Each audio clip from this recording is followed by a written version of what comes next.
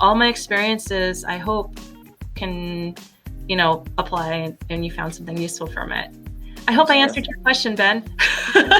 Oof, you went in. You went all the way in on it. You answered like 6 or 8 questions, but it was really beautiful just to hear your reflection.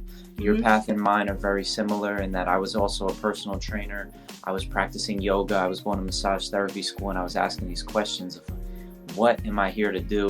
What is my long term trajectory look like? And I kept sticking to this curiosity, and eventually I found the right place, which was chiropractic. But it's so interesting to hear our sort of mindset and our inner dialogue was very similar, and there's so much to unpack here, but basically just to reflect for you on what I'm up to with this pre-Chiro project, because you touched on so much of Mhm. what it's about, is I want everybody to be given examples of people that had different paths. I think that our path is one path, it's not the path. And Mhm. it's just introducing people to some options and to some opportunities that they might not have thought about.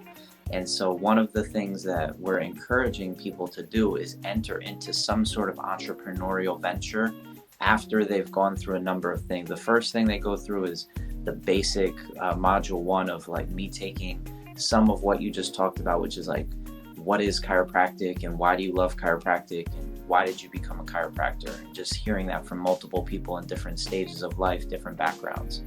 And then going to module two, which is like, what are the skills that chiropractors develop? What does it take to become a chiropractor? And I'm breaking those down into you're a scientist, you're a thinker, you're an artist, you're a teacher, and you're an entrepreneur.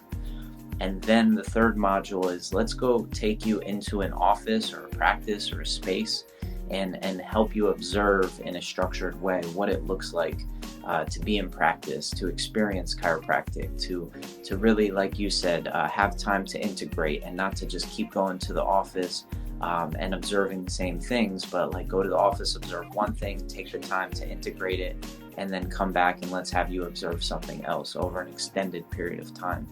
And then the fourth thing is kind of what I just was touching on, which is like, could you have the confidence knowing what you know now, having experienced and brought it from the mind into the heart of like knowing what chiropractic is and wanting to share that with others and having that sort of stretch moment where you stretch out of your comfort zone and talk to strangers in your college campus of like start your own pre-Chiro hub, start your own hub of the wheel that you go out and you connect with different communities and you introduce them to chiropractic.